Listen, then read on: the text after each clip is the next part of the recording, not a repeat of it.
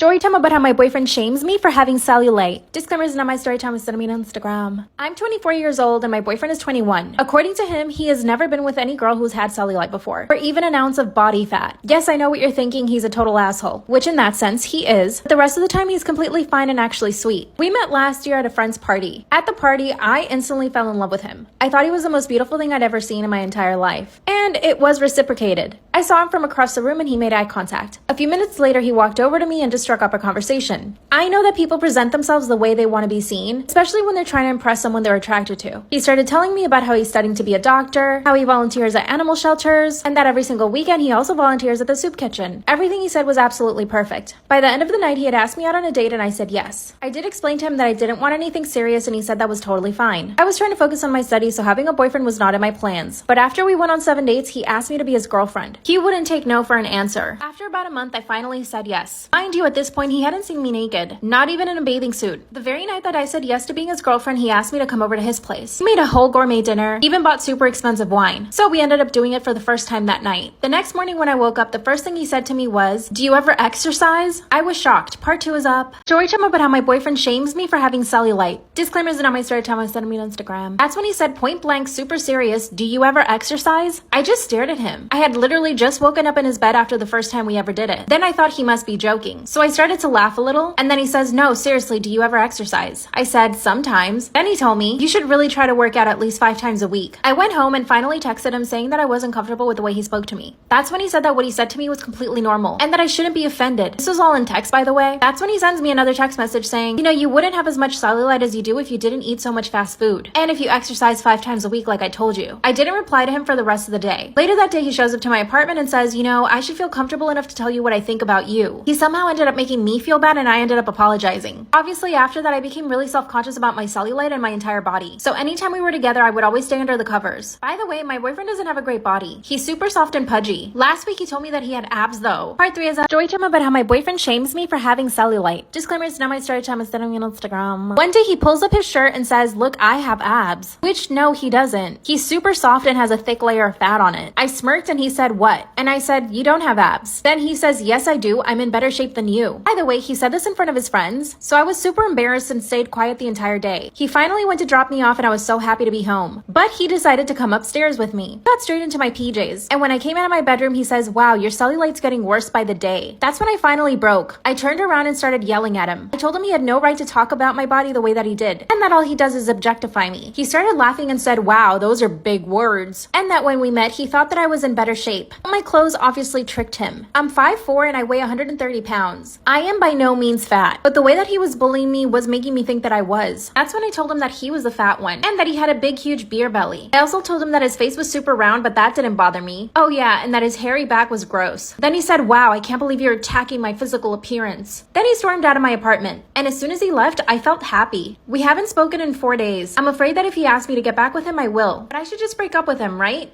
What should I do? Am I the asshole for leaving the restaurant because of what my husband did? Disclaimer, this is not my story. I would like to start and say that my female 29 husband, male 35, comes from a well-off family and most of his friends are well-off as well. Unlike me and my family, we come from a humble working class and don't own a lot of assets like my in-laws do.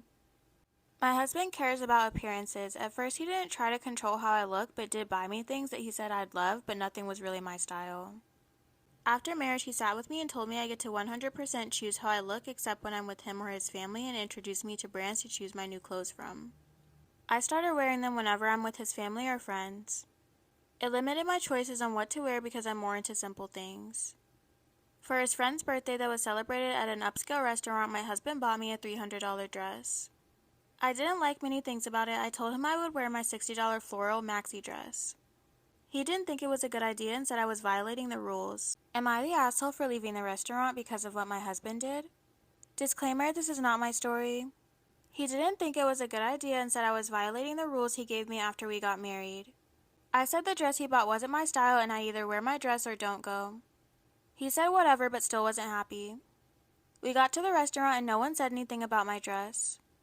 My husband moved too quickly and spilled wine all over my chest and lap.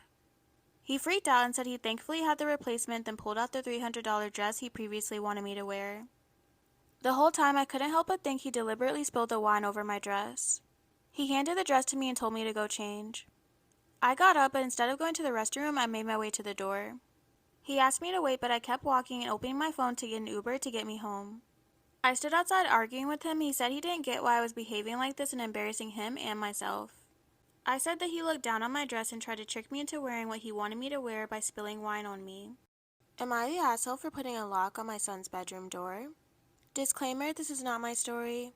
I, 30 female, have a husband, 32 male, and a 10-year-old son who is an only child. My older sister, her husband, and 3 kids who are 12 male, 7 female, and 5 female all live down the street, so they're around a lot. This bothers my son as he's a quiet kid who likes his own space and they always swarm into his room to play when they come around. It's upsetting because there's been a few toys broken in the past. After talking it over with my husband, we installed a lock on our son's door and told him he can use it to keep anyone he wants out.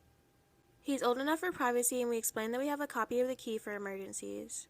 My sister and her kids came around the other day for lunch. This was the first time since the lock had been installed. Of course, the kids went to his room only to find out the door was locked. At first they thought it was stuck and came to tell me, and I told them that no, it was locked and it was up to my son if he wanted to let them play or not. This upset my 12-year-old nephew who wanted to play. Am I the asshole for putting a lock on my son's bedroom door?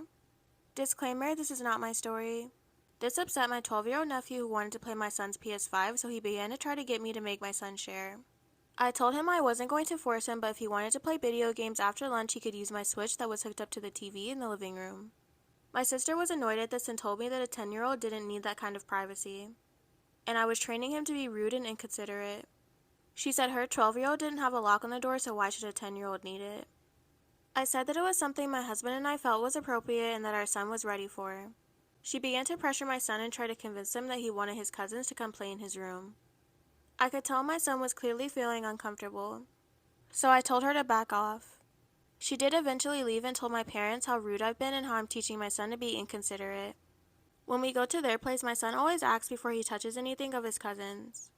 Our parents are taking my sister's side and stating that families share things. Am I the asshole for giving my dad his money back in front of his other kids and telling him he was no longer welcome at my graduation? Disclaimer, this is not my story. My graduation ceremony is being held next week. My dad has given me some money in advance to pay for the party. I live mostly with my mom, but they were supposed to be hosting the event together.